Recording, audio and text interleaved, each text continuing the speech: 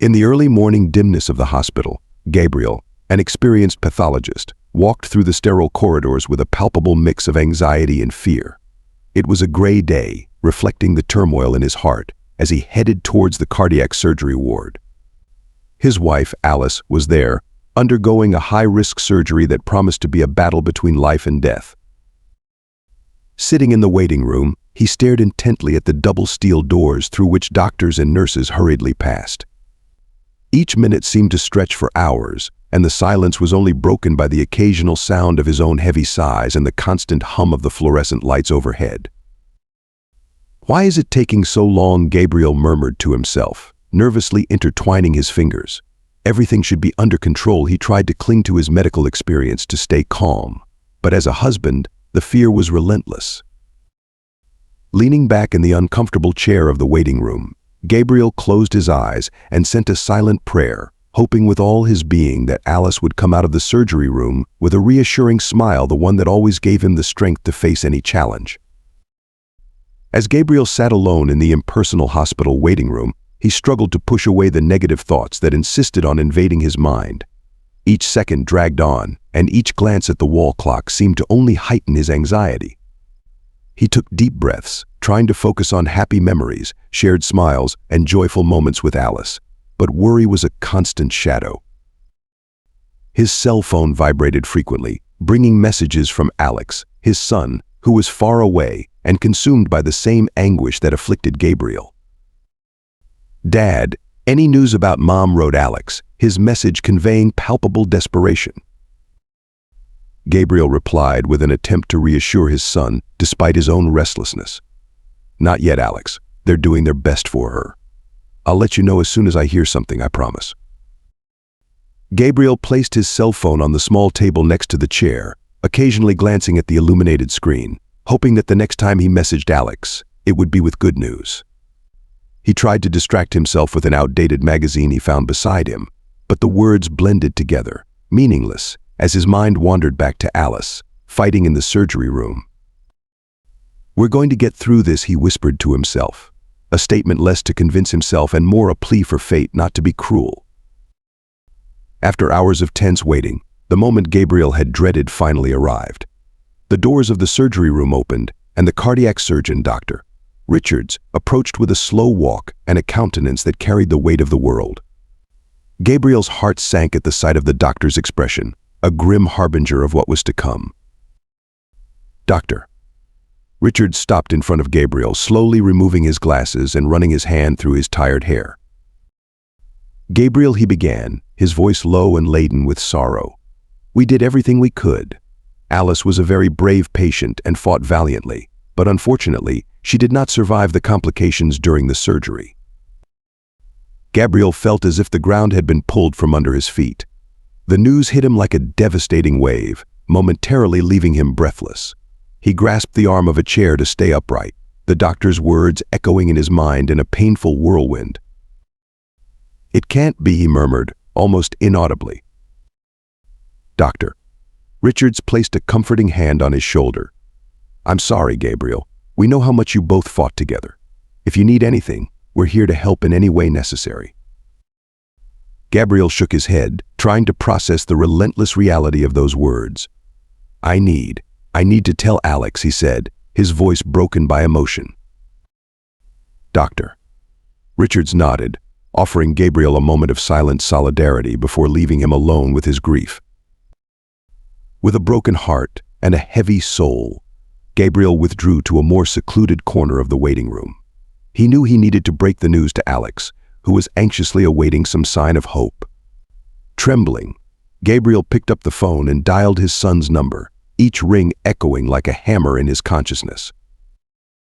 Alex answered almost immediately, his voice laden with expectation. "Dad, so how's Mom?" Gabriel closed his eyes, gathering strength to speak. "Alex, I have bad news. Your mother, she didn't make it. She's gone." There was a pause on the other side of the line, a silence heavy with disbelief. Then Alex's voice erupted, louder and harsher. "This is your fault," he shouted, his voice broken by pain and anger. "She underwent that surgery because of you, because you said it would be best for her." Gabriel felt each word as a blow. "Alex, please try to understand. We made this decision together. Nobody expected this to happen," he replied, his voice choked with emotion. "You should have protected her. You're a doctor. You should have known," Alex continued, his voice trembling with each accusation. Gabriel absorbed the impact of the words, knowing that grief and frustration were speaking through his son. "I'm so sorry, Alex. I would give anything to change what happened," Gabriel said softly, fighting back his own tears. "We need each other now more than ever, please." But Alex had already hung up, leaving Gabriel with the phone still in his hand, staring into nothingness, swallowed by the loneliness and sadness of a new world without Alice. In the days that followed, Alex retreated into his own pain, completely isolating himself within his room. The door remained shut, turning that room into a dark space that reflected his inner state. Knocks on the door were ignored. He didn't want to hear advice or words of comfort. Silence was his only companion, except for his own breathing and the echoes of his sadness. Gabriel found himself in a similarly dark state. The house, once filled with life and laughter shared with Alice, now seemed a vast sea of quietude and memories. He wandered from room to room to room to room, each object, each photograph a poignant reminder of the life they had built together. His heart weighed with grief, but also with growing concern for Alex, who refused to speak with him. One afternoon, driven by the need to connect with his son, Gabriel knocked on Alex's room door and tried once more. "Alex, it's me. Please, son, we need to talk. We're both suffering and we need each other." His tremulous voice revealed a deep need for reconciliation. However, the silence on the other side of the door was only occasionally broken by a muffled breath, until Gabriel realized Alex would not respond, and he gave up, desolate. Gabriel sat down on the living room couch, feeling even more isolated. He looked through the window at the overcast sky, the gloomy weather mirroring his own state of mind. As he leaned back on the couch, tears began to flow freely, each one carrying the pain of losing Alice and the anguish of being estranged from his son. The crisis between Gabriel and Alex deepened as the days passed. The emotional distance, exacerbated by pain and grief, made each attempt at communication an even greater challenge. Gabriel, feeling Alice's absence more acutely, found himself lost in how to reach his son, whose pain seemed to have created a chasm between them. On a particularly difficult afternoon, Gabriel decided he needed to try something different. He wrote a long letter to Alex, expressing his deepest feelings and their shared pain. "My dear son," the letter began, "I know we are both navigating through turbulent waters, lost without the beacon that was your mother. I would give anything to alleviate our pain, to bring your mother back. But in the impossibility of that, all I have left is to extend my hand to you, hoping we can support each other." He left the letter at Alex's room door, knocking softly before stepping away, giving space for his son to absorb the words without the pressure of an immediate response. Alex, finding the letter a few minutes later, felt a mix of resistance and curiosity. As he read the lines, his eyes filled with tears, touched by his father's sincere words. But still, anger and resentment formed a hard barrier to break down. That night, while eating alone, Gabriel received a message from Alex. "I read your letter. We need to talk, but I'm not sure I'm ready." It was a small step, but significant. Gabriel replied quickly, hope reigniting in his heart. "Whenever you're ready, I'll be here. No rush. Take your time." This brief exchange of messages didn't solve the issues between them, but it offered a glimpse that perhaps healing could eventually begin. Both knew the path would be long and tortuous, but the openness to dialogue was already a step forward, a small ray of light in the darkness that had settled in their lives. On a cloudy Thursday morning, Gabriel's cell phone vibrated with an unexpected call from Alex's school. The principal, Mr. Jenkins, spoke with an urgency that made Gabriel's heart race. "Mr. Miller, we need you to come to the school as soon as possible. We have some concerns about Alex that need to be discussed in person." When Gabriel arrived at the school, he was led to the principal's office, where he found Alex sitting, staring at the floor, clearly distressed. "Mr. Jenkins began the meeting cautiously. "Mr. Miller, we're worried about Alex's recent behavior. He has been getting into some altercations with other students, and his academic performance has dropped drastically. We're concerned that he might have to repeat the year if this trend continues. Gabriel looked at Alex, who still avoided his gaze. Taking a deep breath, he said, "Alex, I know it's been very hard for you. For us. But we need to find a way for you to move forward, not just for yourself, but for your mother too. She would want you to do well." Alex finally lifted his eyes, his expression filled with conflict. I just can't focus. Everything reminds me of her. Everything here makes me want to just scream or run away. Mr. Jenkins, looking confused, asked, "Her? Did something happen recently?" Gabriel then began to respond, his voice trembling but firm. "There is something important I need to share about what our family has been going through," he said, pausing momentarily to control his emotions. "My wife, Alex's mother, recently passed away after a complicated heart surgery. This has been very difficult for us, which is why we haven't talked much about it." Mr. Jenkins swallowed hard, clearly shaken by the news. "I know this doesn't excuse Alex's recent problems, but I hope it helps you understand a bit of his behavior," Gabriel continued. "He's been struggling a lot to cope with the loss, and it's affected every part of his life, including school." Mr. Jenkins nodded, visibly embarrassed for not having noticed the signs earlier. Mr. Miller, I truly had no idea what Alex was going through. I'm very sorry for your loss and for what he has been suffering. This kind of situation is not common here at the school. So we will have to learn how to deal with it. We will do our best to support Alex during these difficult times." The principal's response was kind, but Gabriel was still concerned about the need for a more radical change to help Alex fully recover. Gabriel began to consider other options.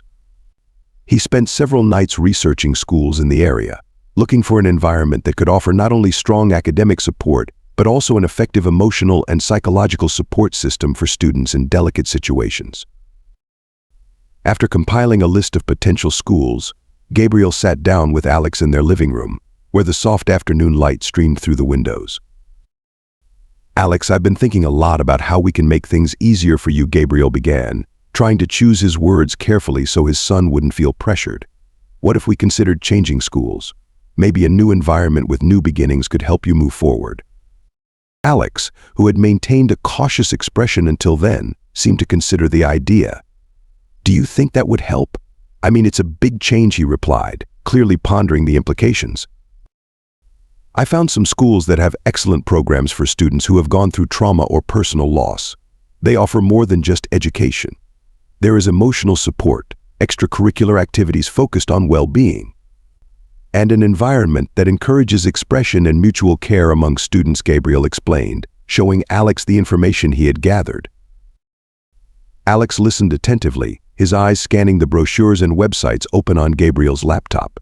This could be good," he admitted slowly, the idea starting to take shape in his mind. "Maybe starting fresh somewhere new is what I need to try to deal with all this." With Alex's tacit agreement, Gabriel felt a wave of relief and hope. In the following days, they visited several schools, talked to counselors and teachers, and gradually Alex began to show signs of interest and even enthusiasm about the possibility of a new chapter in his school life. The final decision to change to a new school was made carefully, respecting Alex's time and feelings, marking a promising step in his journey of recovery. On a quiet night, the starry sky outside offered a stark contrast to the contemplative atmosphere inside Gabriel and Alex's house. Sitting on the back porch, both wrapped in blankets against the night chill, they gazed at the dark horizon, lost in thought. The silence between them was comfortable, filled only by the occasional chirp of a distant cricket or the whisper of the leaves. Gabriel was the first to break the silence, his soft voice carrying a thoughtful melancholy. "You know, Alex, on nights like this, your mother loved to sit here and talk about the future. She always had so many plans, so many ideas. I miss that. I miss her." Alex nodded, looking at his hands clasped in his lap. "I miss her too," he said, his voice choked with emotion. "Sometimes I think I can hear her giving advice, laughing. It's strange how the little things she did seem so big now." They both sighed, allowing the memories of Alice to envelop them like a gentle breeze. She had a way of making everyone feel important, didn't she? Gabriel continued, a sad smile forming on his lips.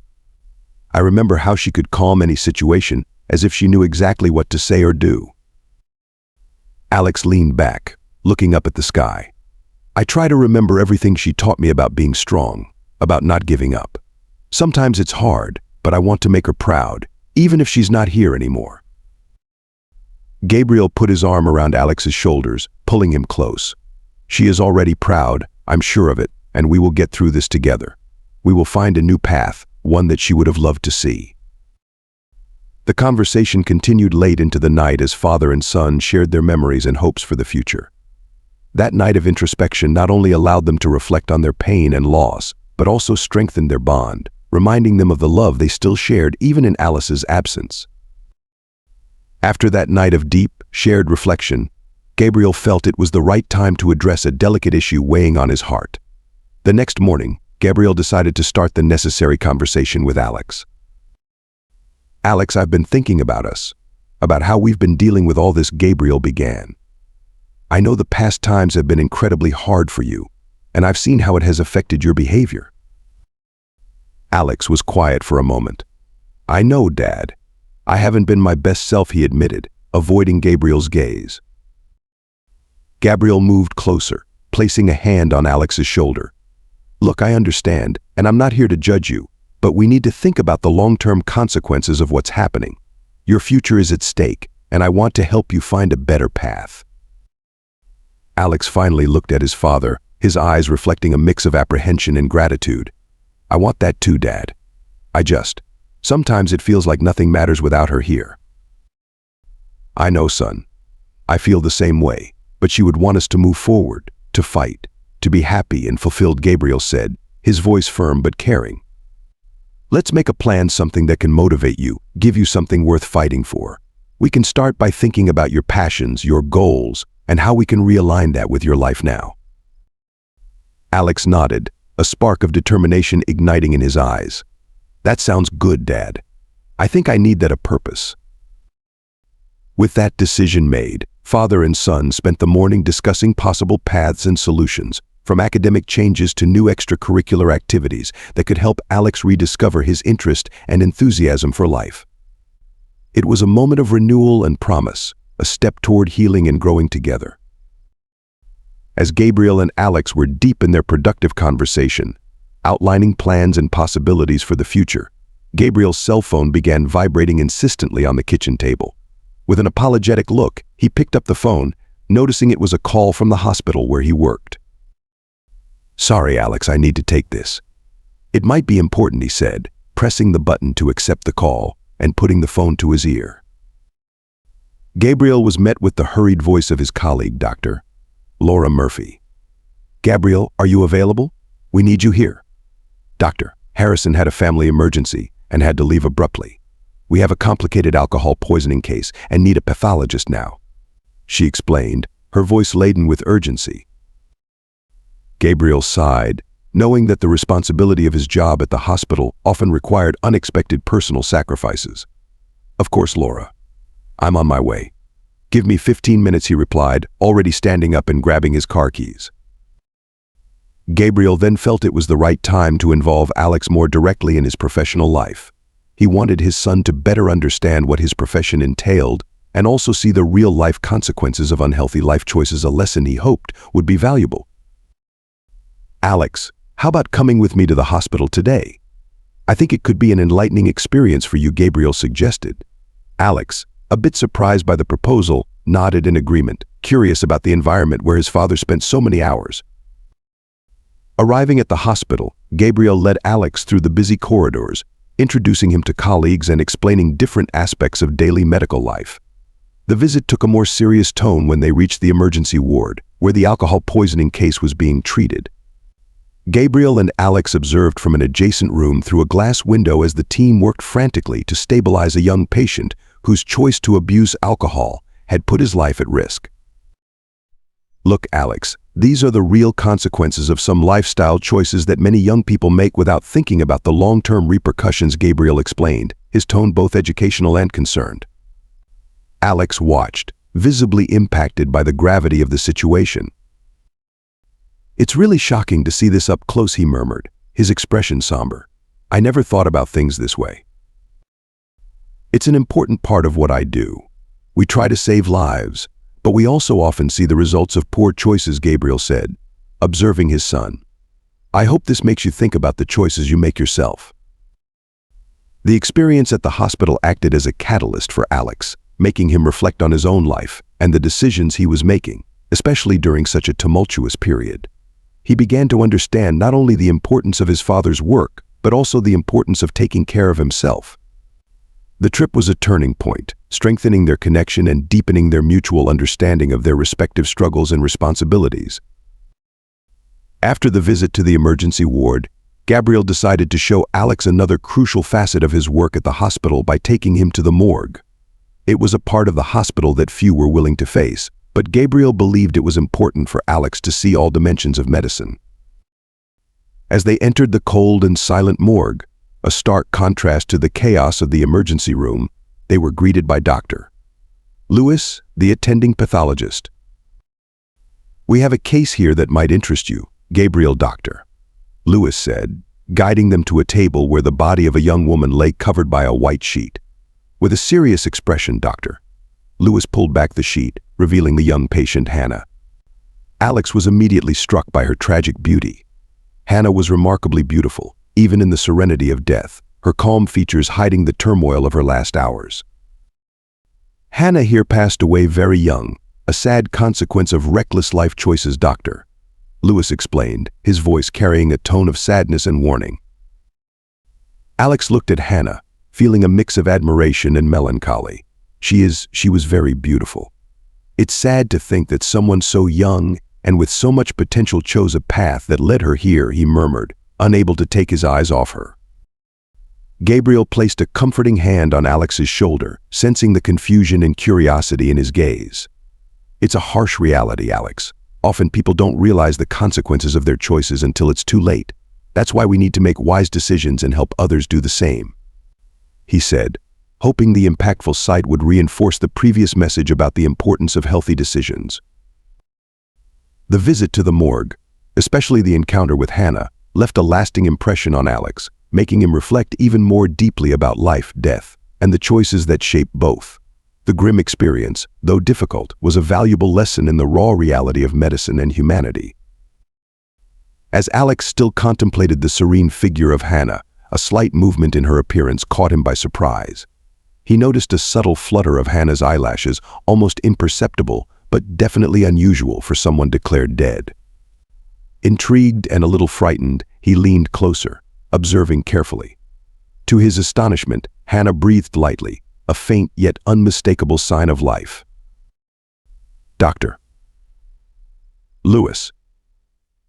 "Dad, look," Alex exclaimed, his voice a mix of confusion and urgency.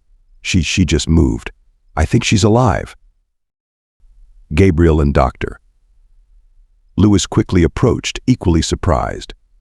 Gabriel placed his hand near Hannah's nose, feeling the faint flow of her breath. "My God, you're right, Alex.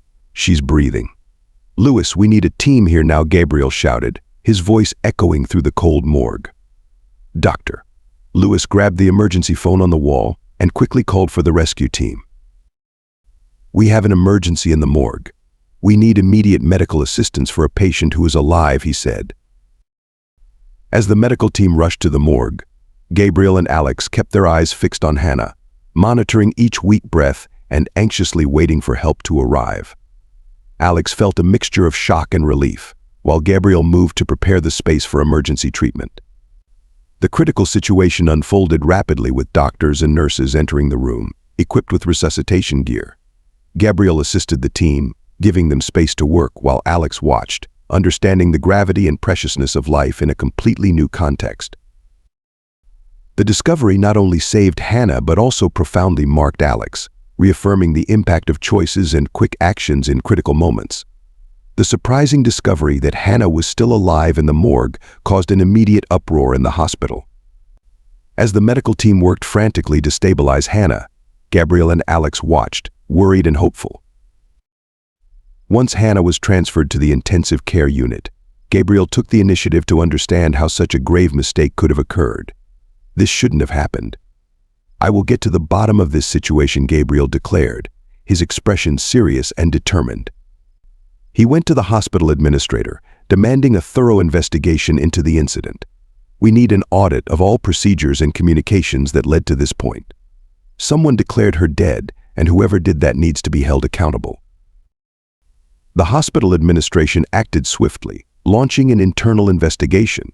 Interviews with the involved staff were conducted, medical records were reviewed, and the hospital security cameras were checked to understand the chain of events. What began to emerge was a troubling plot, indicating a possible attempt to cover up Hannah's true condition. "We can't let this slide. If there was negligence or misconduct, we need to find out who was involved," the hospital administrator stated in an emergency meeting with the senior staff. Meanwhile, Gabriel kept Alex informed of every development. "They are taking it seriously, Alex. We will ensure that justice is served," he explained to his son, who was becoming increasingly involved and concerned with integrity in medical care. The investigation revealed significant failures in the protocols for verifying life and death. The revelation highlighted the urgent need to review and strengthen the hospital's practices to prevent such errors from happening again. Hannah's story, now recovering slowly, became a crucial talking point for improvements in the hospital and underscored the importance of vigilance and accountability in the healthcare system. After the revelation of the medical error that almost cost Hannah her life, Gabriel and Alex found themselves in the middle of a complex battle, both emotionally and ethically. In the ensuing moments, while Hannah fought for her recovery in the intensive care unit, the tension between the desire for justice and the emotional impact of the incident weighed on them. Gabriel, with his medical experience and position at the hospital, took the lead in discussions about the failure that had occurred. He demanded a meeting with the administrative team where he would call for significant changes in the hospital's protocols and oversight. "We cannot allow this to happen again," Gabriel argued during the meeting. "We need to implement more rigorous checks and ensure our staff is adequately trained to recognize and report any irregularities immediately." Alex, on the other hand, found himself engulfed in a whirlwind of emotions. Having witnessed Hannah's situation, he joined his father in this meeting, quickly learning about the complexities of the healthcare system and the importance of constant vigilance. They discussed the case with Gabriel explaining the technical and legal aspects involved. "Dad, how could this happen? How could they make such a serious mistake?" Alex asked, clearly disturbed by the situation. Gabriel sighed, searching for the right words. "It's a combination of factors, Alex. Lack of communication, staff fatigue, inadequate procedures. That's why we're fighting for changes to improve our system and protect our patients."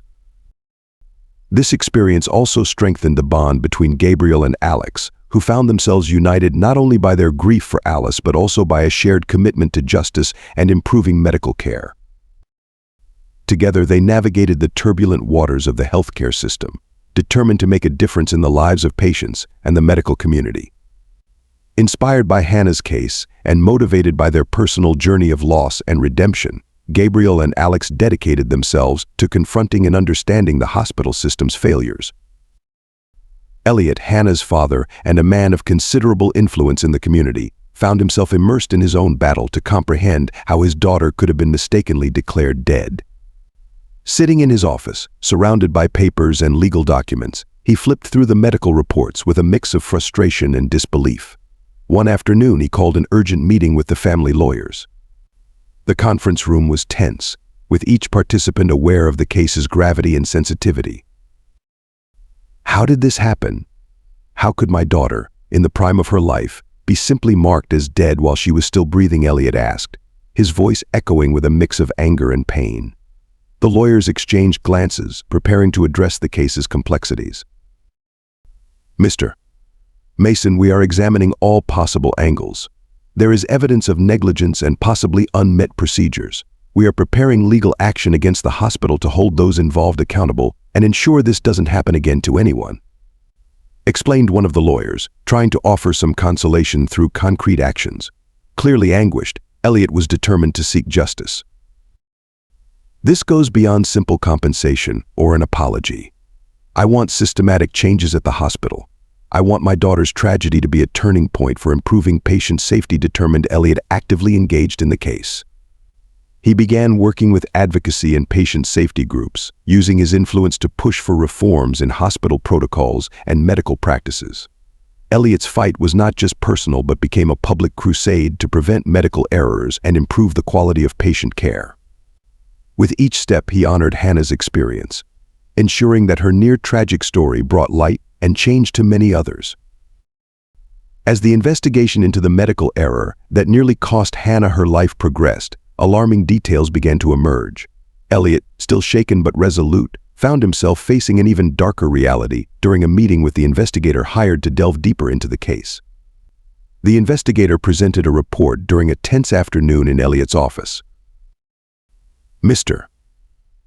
Mason, my findings are disturbing," he began, handing over a folder full of documents to Elliot. "I discovered that there was bribery involving some doctors at the hospital. They were paid to declare your daughter dead, thus facilitating a larger scheme." Elliot flipped through the documents with trembling hands, his indignation growing with each turned page. "What kind of scheme? Who would benefit from my daughter's death?" he asked, his voice filled with incredulity and anger. "I don't yet know the details of who might have bribed the doctors, but I am investigating, and I am confident that we will have answers soon," said the investigator, who was dedicated to solving the case. In the days following the shocking discovery of the corrupt scheme in the hospital, Alex visited Hannah regularly, although she remained unconscious, slowly recovering from the complications of her false death declaration. Alex felt an increasingly deep connection with her. He spent long hours by her bedside, speaking softly to her about his own struggles, hopes, and the world outside the hospital, waiting for her recovery. One day, while gently holding Hannah's hand, Alex whispered, "I don't know if you can hear me, Hannah, but I want you to know you're not alone. We're all here rooting for your recovery. It's been a tough journey for us too, and somehow understanding you helps me understand a bit more about myself." These moments of vulnerability revealed not only Alex's compassion, but also a desire to find meaning and healing amidst adversity. "You're strong, Hannah. I've seen how you fought to stay here, and it inspires me. You make me want to be a better version of myself," he continued, the words flowing naturally as if Hannah could hear him and understand every emotion behind them. As he watched her serene face, Alex imagined the future, thinking about how it would be to introduce Hannah to the world she had temporarily left. "When you wake up, I'll show you the diner that makes the best sandwich in town. And maybe, if you like, we can explore new places together," he planned out loud, allowing himself to be carried by cautious optimism. This bond that Alex formed with Hannah, even in her unconscious state, was a testament to his growing maturity and empathy, shaped by the recent trials he had faced. As the investigation progressed, a disturbing revelation came to light, deeply shaking Elliot. He was summoned to another urgent meeting with the investigator, who presented irrefutable evidence linking Sarah, his current wife, to the sinister plan to declare Hannah dead. The information showed that Sarah had been involved with a group of corrupt doctors and consultants. Elliot, sitting across from the investigator at his large office desk, felt each word like a blow. "How could she?" he murmured, his voice laden with disbelief and betrayal. "Sarah, why would you do something so monstrous?" The documents spread out before him showed bank transfers, coded communications, and testimonies from accomplices now cooperating with the investigation. "Mr. Mason, I understand this is extremely difficult, but the evidence is conclusive. Your wife played a central role in organizing this scheme," explained the investigator, offering him a dossier with all the evidence. Before the tumultuous marriage with Sarah, Elliot had faced the painful end of his first marriage. His ex-wife, tired of the constant demands of his career and long hours of absence, decided she needed a change. She moved to another city, leaving Elliot alone to care for Hannah, who was still very young at the time. This separation left deep scars on both father and daughter, uniting them in a relationship of mutual dependence. It was during this period of vulnerability that Elliot met Sarah. She entered his life, bringing a new sense of companionship and a promise of stability, something Elliot deeply desired to fill the void left by his ex-wife's departure. However, the relationship between Sarah and Hannah was never easy. Hannah resisted Sarah's presence, seeing her as an intruder trying to replace her real mother. "You're not my mother, and you never will be," Hannah used to say, her words filled with resentment whenever Sarah tried to get close or impose some authority. Sarah, in turn, felt frustrated and often helpless for not being able to establish an emotional bond with Hannah, despite her attempts. Elliot tried to mediate these confrontations, but found himself torn between his love for his daughter and the desire to make his new relationship work. "Hannah, please try to understand. Sarah is important to me," he frequently pleaded, hoping that over time, Hannah could accept Sarah as part of their lives. These challenges formed a complex web of emotions and resentments within the family. It was then that Sarah devised her sinister plan to get rid of Hannah and live with Elliot without his daughter's interference. After the shocking revelation of Sarah's involvement in the sinister scheme that nearly cost Hannah her life, the consequences were swift and severe. Elliot, shaken but determined, made the difficult decision to inform the authorities about his wife's actions. Accompanied by his lawyers, he presented all the evidence collected by the investigator to the police, who acted immediately. On a tense morning, while the mist still covered the quiet city streets, police officers, accompanied by Elliot, arrived at the mansion where the couple lived. Sarah was in the kitchen, having her coffee, when the officers knocked on the door. Elliot, with an expression of deep sadness and resignation, watched as they explained the situation to Sarah.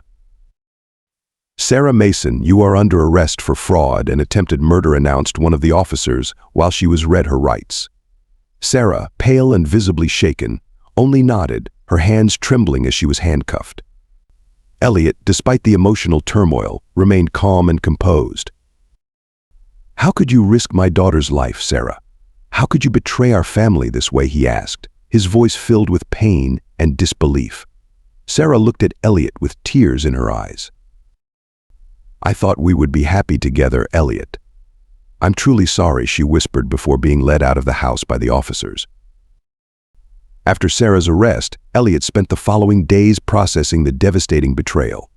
He walked through the rooms of the house, each one echoing memories of a happier time that now seemed like a distant illusion.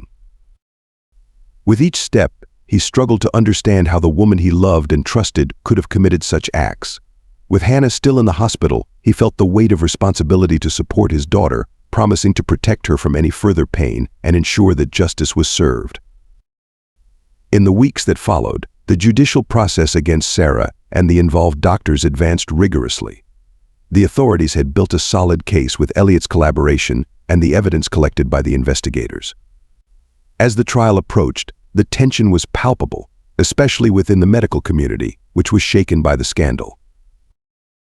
At one of the preliminary hearings, where the terms of the charges and possible penalties were discussed, the prosecutors presented a series of concrete evidence-intercepted emails, financial records, and testimonies from other healthcare professionals who, coerced by guilt, decided to cooperate with justice.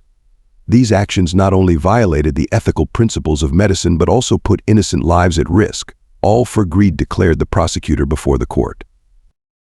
Sarah, dressed soberly and accompanied by her lawyer, listened to the accusations with a somber expression. In a moment of silence in the room, she turned to Elliot, who was among the spectators. Their eyes met, and in a brief exchange of glances, the complexity of their emotions was exposed: remorse on one side, disillusionment and sadness on the other. During the trial, one of the involved doctors, pressured by the imminent threat of a severe sentence, decided to speak. "We were driven by promises of personal benefits without considering the consequences of our actions. There are no excuses for what we did, and I can only express my deepest regret," he said, his voice choked with emotion. As the trial unfolded, it became a turning point for the local medical community, reinforcing the need for vigilance and integrity. For Elliot, although justice was being served, the process was a painful reminder of the betrayals that almost destroyed his family.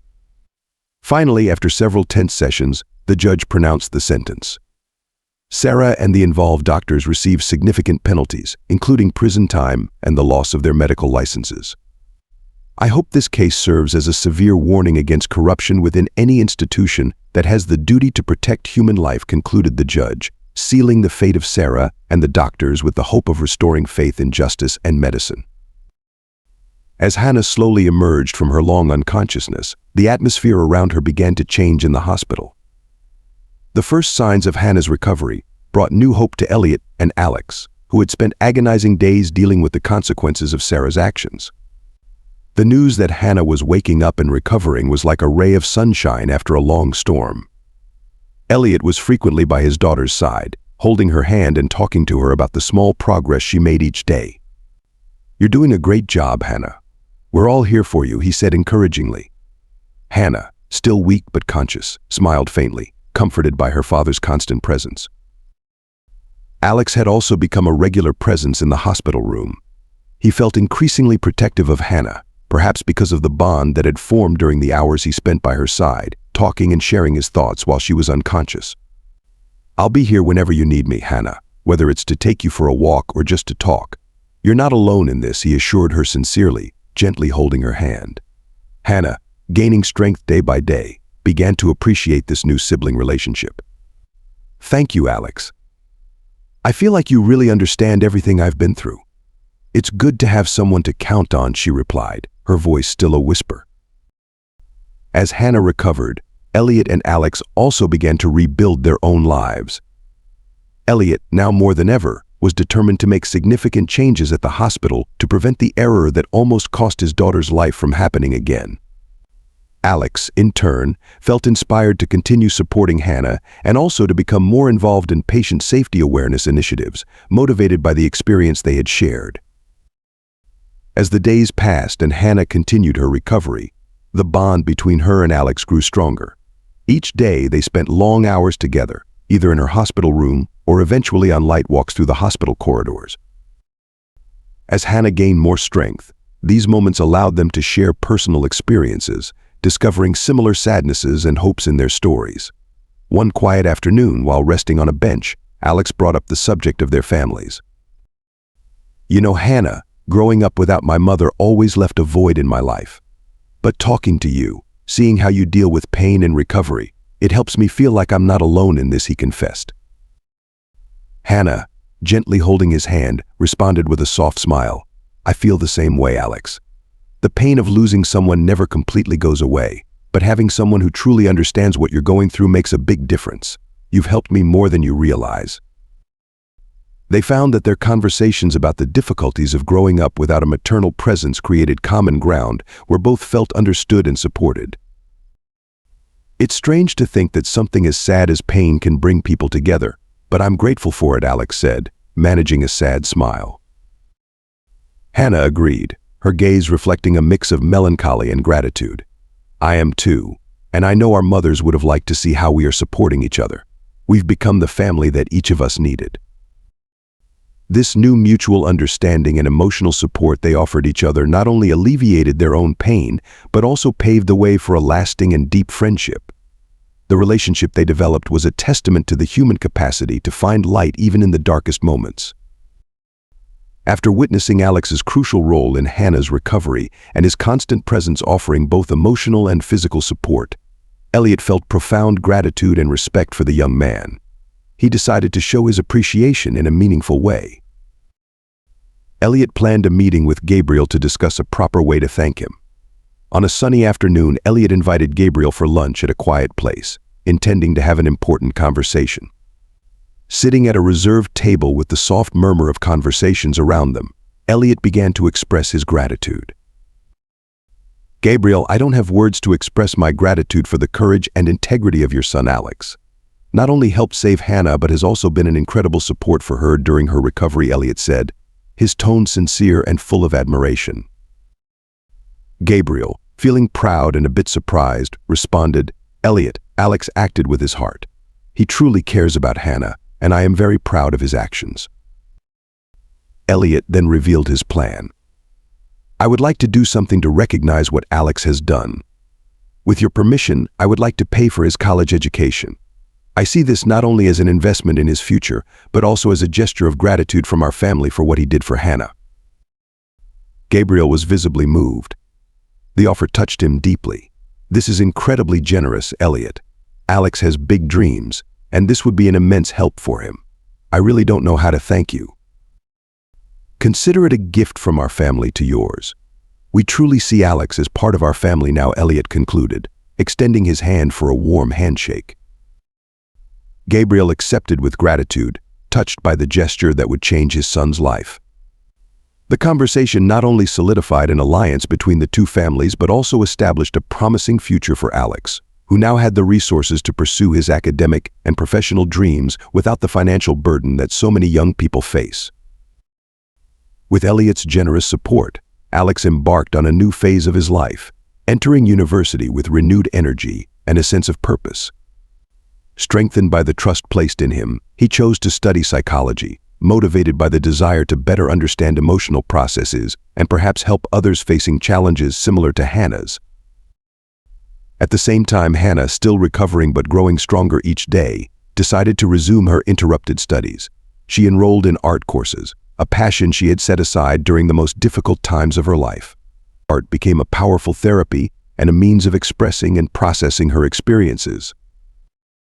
One day, while they were sitting in the university library, Hannah shared her excitement and some insecurities with Alex.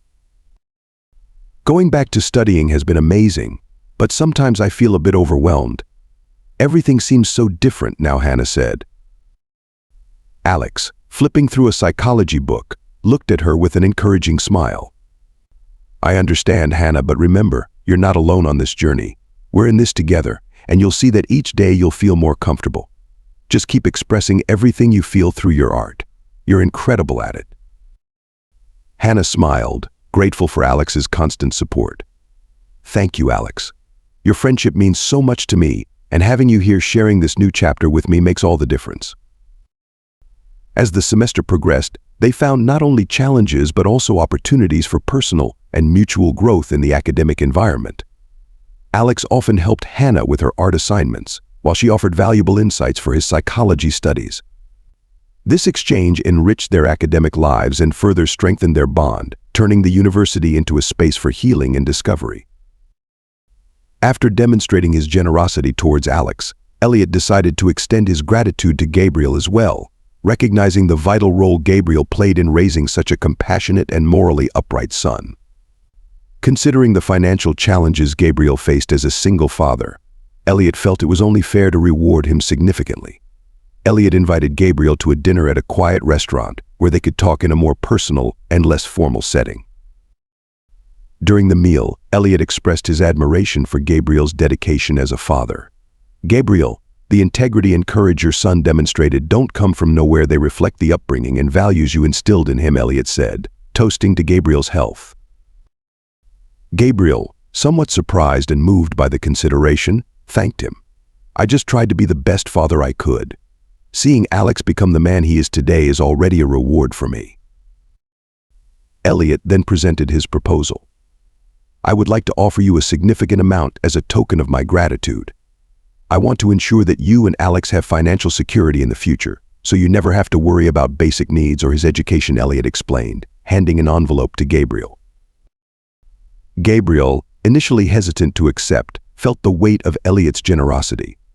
"I don't know what to say, Elliot. This is extremely generous of you. You've already done so much for Alex, and this is more than I ever expected. This is the money I got from suing Sarah and the hospital. You are responsible not only for Hannah being well today, but also for me winning this case. So I feel I should dedicate this money to helping you. Consider it an investment in your family's future. You've done an incredible job. And I believe everyone deserves the financial peace of mind to focus on what really matters," insisted Elliot.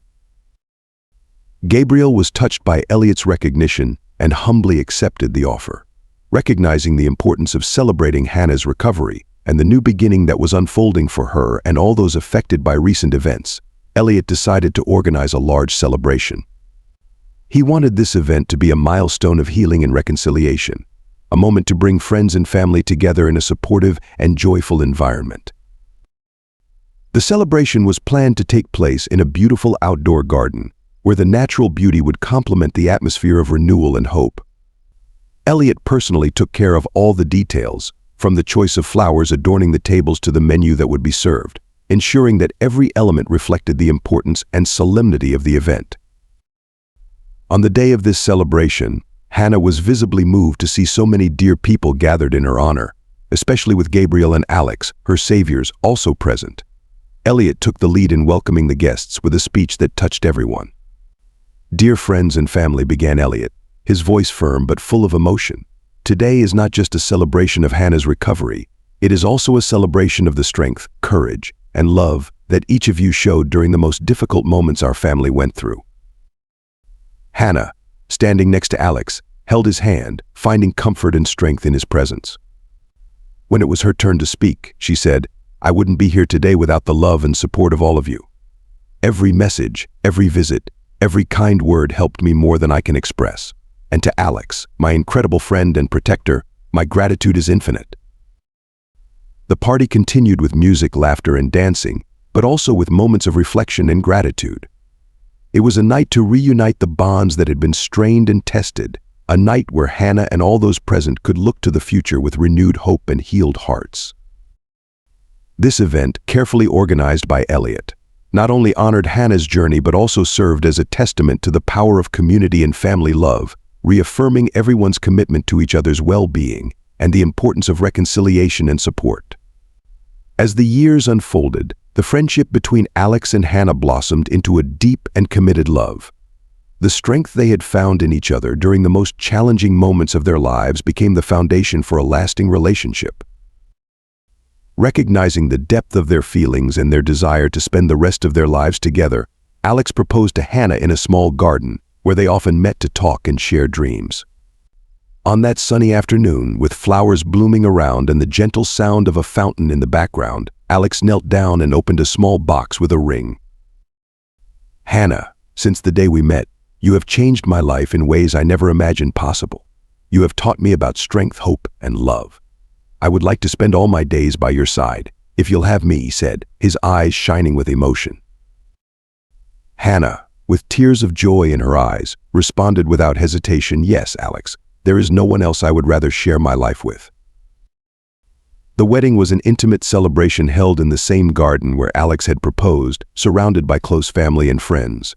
As they began their married life, Alex and Hannah shared not only a home but also many plans for the future. Together, they dreamed of starting a family, exploring the world, and, most importantly, using their experiences to help others facing adversity. Alex continued his studies in psychology while Hannah expanded her career as an artist, each supporting the other's personal and professional growth. The marriage solidified not only their love but also their commitment to face any challenge that life might bring, strengthened by the certainty that, whatever the storm, they would face it hand in hand.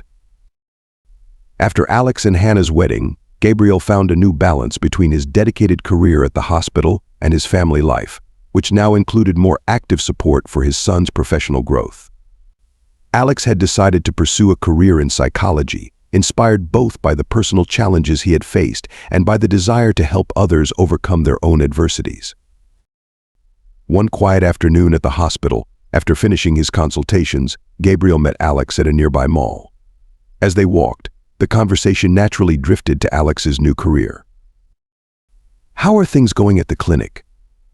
I feel like psychology was really the perfect choice for you," Gabriel said, mixing pride and genuine interest in his voice. Alex smiled, grateful for his father's constant interest. "It's going well, Dad. Every day is a learning experience. Helping people face their struggles is challenging but incredibly rewarding. I'm still adjusting, but I feel like I'm on the right path." Gabriel nodded, understanding the complexities of a career dedicated to caring for others. "It's a job that demands a lot, but I know your empathy and dedication mean you're making a difference, Alex. And remember, any challenge you face, I'm here to help." Alex thanked him, touched by his father's constant presence and support. "Thanks, Dad. I've learned from the best about how to balance work and personal life. Your ability to manage your career at the hospital and still be there for me, and now for Hannah, inspires me every day." As they continued their conversation, discussing cases and exchanging experiences, Gabriel felt a quiet joy in seeing his son grow, not only in his personal life but also as a capable and compassionate professional. Knowing that Alex was applying his passion and empathy to help others reinforced the feeling that the values he had tried to instill were now helping shape a new generation. One day, Gabriel and Elliot found a moment of peace in the tranquil garden at Alex's house, watching the sunset paint the sky with golden and purple hues. Sitting on a bench under the lush trees, they reflected on the tumultuous events they had endured. Gabriel broke the silence, his voice laden with serene gratitude. "Elliot, despite everything we went through, I'm relieved that we managed to bring justice for Hannah and protect others from future mistakes. Seeing how justice prevailed restores my faith in the system." Elliot nodded, looking towards the horizon where the sun began to set. "Yes, it was a challenging period, but I'm grateful that Hannah is safe and recovering well. And just as importantly, it's comforting to see our children planning a future together. This has all shown us the value of resilience and family support." As they talked, Alex and Hannah walked hand in hand on the other side of the park, laughing and discussing their plans.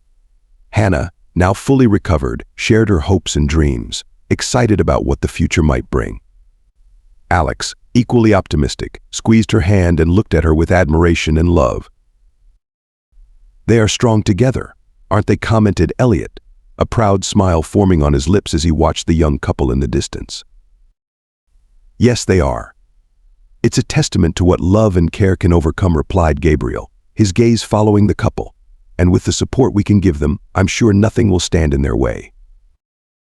Both men allowed themselves a moment of quiet contentment, feeling gratified not only for Hannah's recovered health and the justice achieved, but also for the promise of a new chapter for Alex and Hannah. With the legacy of strength and perseverance they had passed on to the young couple, Gabriel and Elliot knew that now the family could face any adversity and emerge even stronger.